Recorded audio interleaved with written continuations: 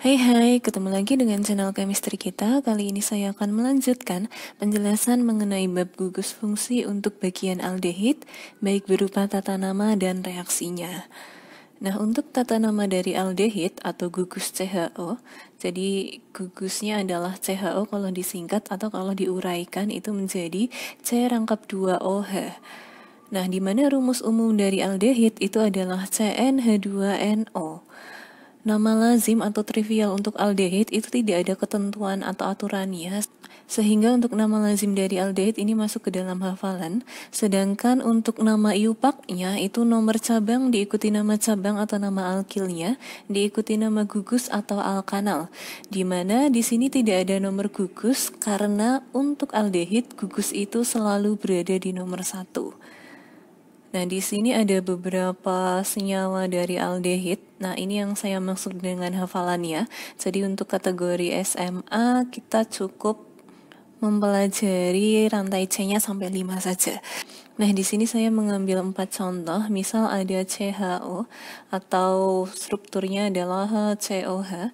Nama iupaknya adalah metanal, sedangkan nama trivial atau nama lazimnya adalah formaldehid. Kemudian ketika jumlah C-nya 2 atau C2H4O dengan struktur CH3COH, nama iupaknya adalah etanal, kemudian nama trivialnya adalah asetaldehid. Untuk jumlah C3 atau CH3CH2COH itu nama iupaknya adalah propanal, sedangkan nama trivialnya adalah propionaldehid. Untuk jumlah C4 dengan rumus molekul C4H8O atau rumus strukturnya seperti yang ada pada gambar, itu nama iupaknya adalah butanal, sedangkan nama trivialnya adalah butiraldehid. Nah, aslinya ada satu lagi yang harus diketahui untuk tingkat SMA, itu ketika jumlah C-nya 5. Nah, ketika jumlah C-nya 5, itu nanti untuk nama trivialnya itu akan menjadi valeraldehid. Valeraldehid.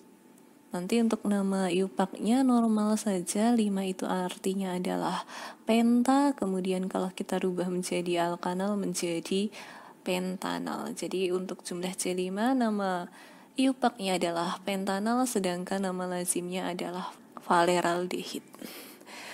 Nah, kita akan coba latihan untuk penamaan iupak dari aldehid. Nah, kita akan tentukan rantai utamanya terlebih dahulu. Rantai utama adalah rantai yang panjang.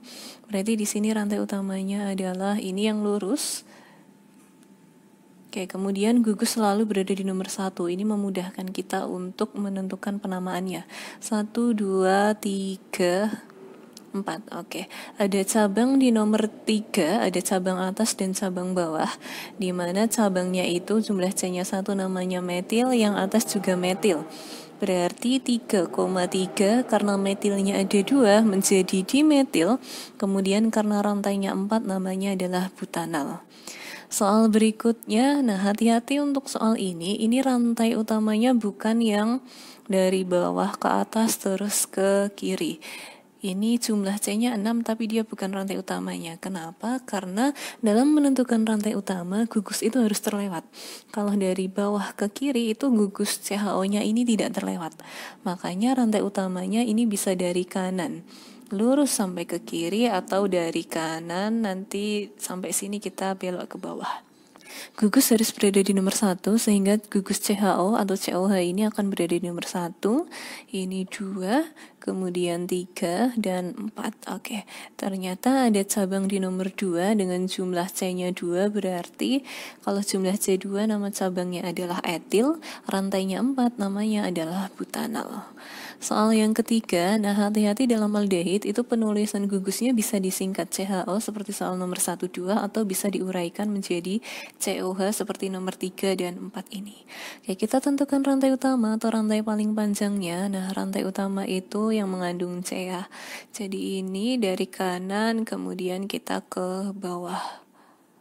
Oke, gugus harus di nomor 1, berarti ini nomor 1. Di sini 2, 3, 4, 5, terakhir adalah 6. Oke, ada cabang di nomor 2, cabangnya adalah metil karena jumlah C-nya 1, dan ada cabang di nomor 4, ini metil juga karena jumlah C-nya 1. Berarti 2,4, kemudian karena metilnya ada 2 berarti dimetil, rantainya 6 adalah heksanal. Kemudian soal yang terakhir, hati-hati untuk soal yang terakhir menentukan rantai utamanya. Kalau saya dari kanan 1, 2, 3, 4, 5 terus belok ke bawah di tengah itu jumlah C-nya hanya ada 5. Tapi kalau saya lurus kemudian belok di ujung, bisa belok ke atas, bisa belok ke bawah. Nah, ini jumlah C-nya lebih banyak, yaitu 3, 4, 5, 6 ya. Oke, ini nomor 1, 2, kita nomori terlebih dahulu agar terlihat jumlah C dalam rantai utamanya. Di sini jumlahnya adalah 6. Nah, ada beberapa jenis cabang di sini. Di nomor 2 ada 2 metil ya, metil atas dan metil bawah. Di nomor 3 ini karena jumlah C-nya 2 berarti ini adalah cabang etil. Kemudian di nomor 5 juga ada cabang metil. Metil dan etil secara abjad duluan E. Berarti saya namakan etilnya dulu. Tadi etilnya di nomor 3, berarti 3 etil. Kemudian metilnya ada di nomor 2, 2 dan 5. Karena metilnya ada 3 menjadi trimetil. Kemudian karena rantainya 6 namanya adalah heksanal. Seperti itu kurang lebih untuk penamaan dari aldehid.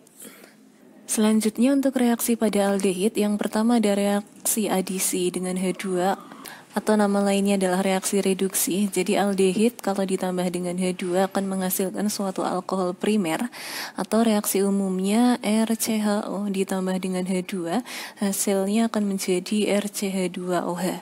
Sebagai contoh di sini ada CH3 CH2COH ditambah dengan H2 akan menjadi CH3 CH2 CH2OH. Jadi kita tinggal mengubah COH ini menjadi CH2OH.